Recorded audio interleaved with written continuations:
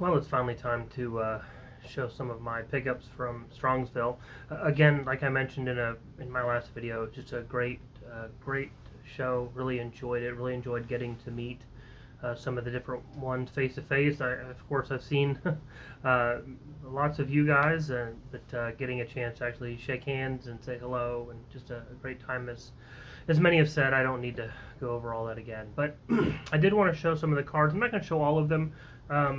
Partly because you don't want to see all of them. I dig through bargain boxes, and so I'm not going to show all of those. Although I'm going to show a few of them, just to kind of give you an idea of some of the different things that I enjoy picking up at card shows like this.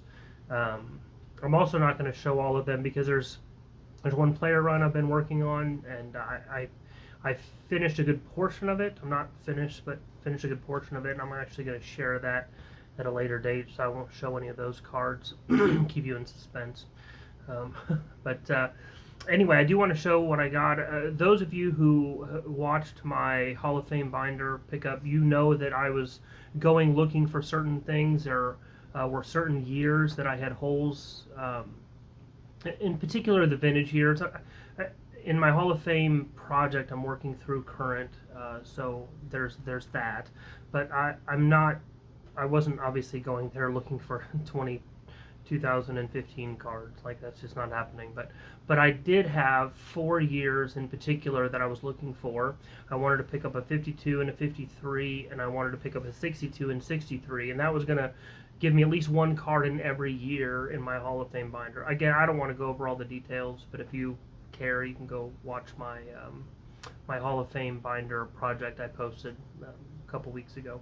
But I needed those 4 years. There were also, I mean, I still have over 20 players. Actually, I don't have over 20 players anymore. I picked up quite a few off of my list, but I had over 20 players. Some had specific years they needed to fit in, and I'll talk about that as I show you the cards. But I want to show you those and show you some other things that I picked up. Just some cards that I picked up for fun, and hopefully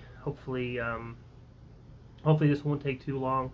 Some of them I will go through fairly quickly just because of that. I don't want to spend all night doing this. I'm out roasting again, if you can't tell. That's the grinder behind me. That's a commercial grinder that a friend of mine bought since nobody asked. Anyway, that's my roaster and all the other stuff behind me. But anyway, let me get to this. Let me get to show you the cards, and I'll kind of walk you through my process as I went into the show and what I picked up. Okay, so I confessed to some that I sat and had dinner with on Friday night that I do some junk wax stuff from time to time, and I love some of these stadium clubs. Actually, if you hear Brent Richards, if you watch any of his stuff, you'll know he talks about this stuff a lot. He and Shane over at Shoebox Legends, just the color and the pictures, they do so well in the photography in these stadium clubs. So I picked up, just Tony Gwynn. Actually, the guy had a ton of Tony Gwynn, so I picked up a couple. This one just because it, well, you know, if you like that sort of thing, if you like the shine, just kind of a lot of fun. Tony Gwynn, of course, one of the greatest hitters in baseball. I'm a big Rickey Henderson guy, as I think I've made clear. This is the card when Stadium Club talked about him being recognized as the MVP, and so that was a pretty cool card. I don't think I had that one, and anyway, I like these cards with multiple Hall of Famers. Other people do. I'm not the only one. This is Tom Seaver and Johnny Bench. I'm a big fan of both of those players, so picked up that one for next to nothing. And like this, all this stuff is next to nothing. I mean, you know, this is junk wax stuff. So this is Willie Stargell and Pete Rose. And then it was kind of funny. I picked up I didn't even know this card existed. This is Pete and Repeat. Some of you probably knew about this, but that's Pete Rose and his son Pete together. So that's a pretty fun card as well. I don't know what it is about me that with modern stuff. Some of my favorite modern cards are modern cards of players who are long gone, not playing any longer. This is Roberto Clemente. This has one of those peel fronts. You can peel it off. And when I was showing one of my boys, he asked me, he said, "Are you going to peel it off?" I don't know. I haven't decided yet. I know some people do. I probably will. But I also picked up a Bob Gibson, one of my favorite pitchers. I've talked about him in a previous video as well. Just love Gibson. Love the intensity with which he played the game. Speaking of, the other thing I like in collecting modern stuff is I like collecting modern players that have cards that are from, well, from my days growing up, or even older really. But this is a McCutcheon. I'm a Pirates fan. I pick up a few McCutcheons from time to time. Just found that, and then that one in a bargain box.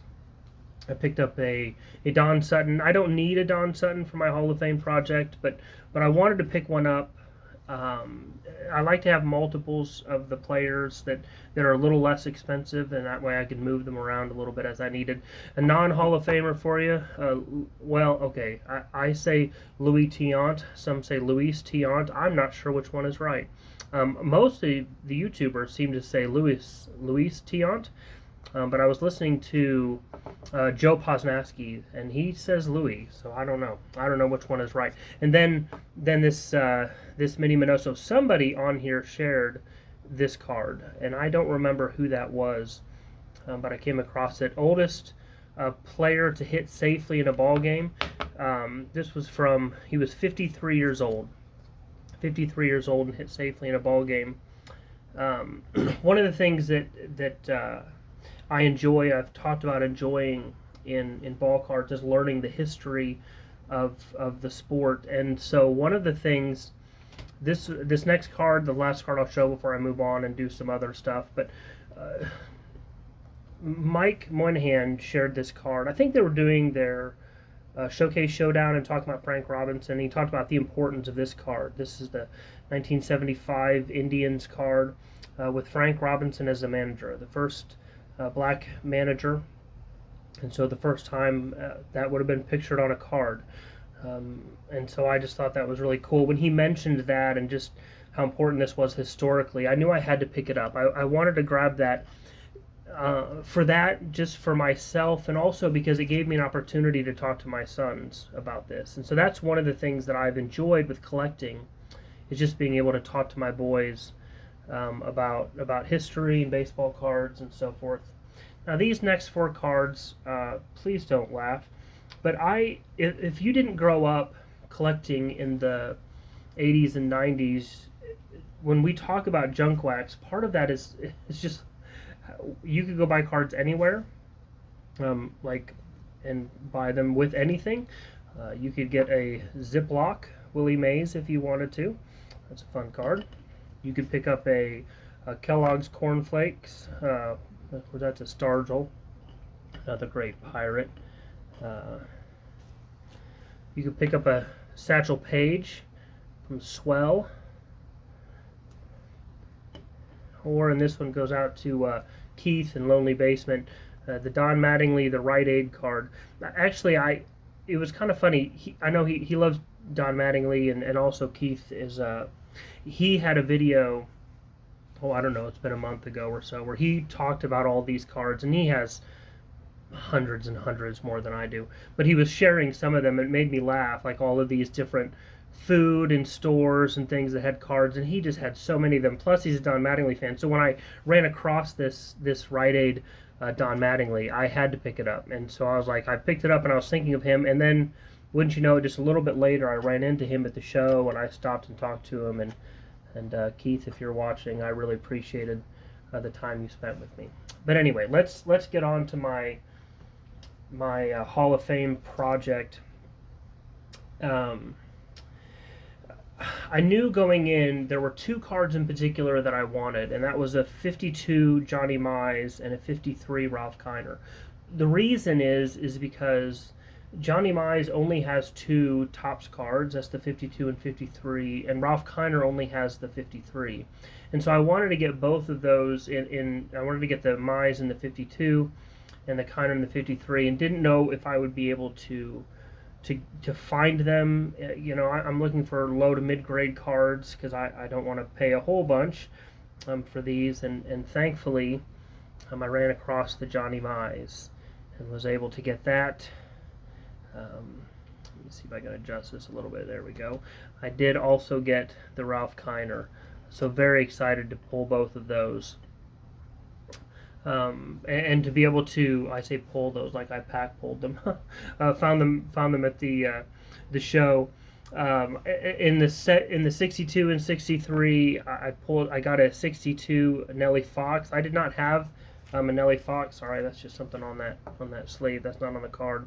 That's a nice card. I know some of you love the 62 and some of you hate it, but there you go. That's the 62 Nellie Fox. And for the 63, I picked up a Robin Roberts. I had a few other Hall of Famers that I was missing that I wanted to pick up. I picked up a Billy Williams from 1971. I did not yet have that one. And I picked up a Joe Morgan from 1974. I really wanted to pick up a couple more if I could. I don't have a huge budget when I went to this, and that actually makes this whole thing more fun, I think. Being able to go into these in a limited budget and just see what you can do and see how far you can spread your money. But I really wanted to get a Willie Mays. But I knew I'd have to get a later year. I would like to replace this at some point, probably for the binder. But at the same time, I love the 72 Willie Mays. It's such a great card, a great picture of him. And I just love that card. But probably the card I was most excited about was the last big card that I picked up before I started digging through the bargain boxes. And this was kind of an unexpected purchase. I wasn't really expecting to come across one of these that I could afford. But that is the 1956 Roy Campanella. And I gotta tell you, I love this card. I've wanted this card since I saw it and started to learn some of his story, tragic story.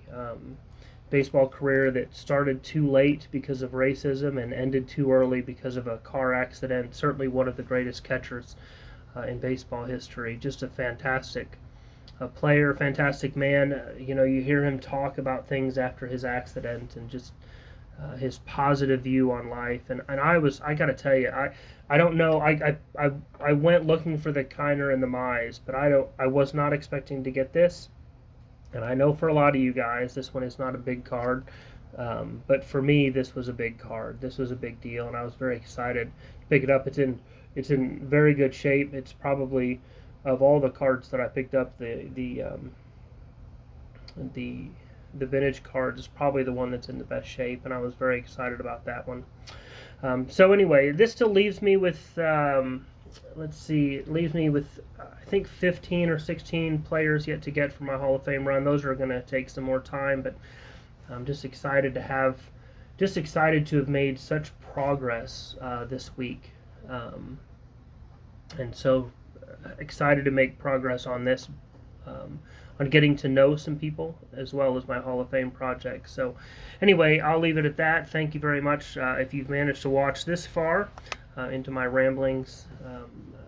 Appreciate you taking the time to do that, and hope to see you again soon.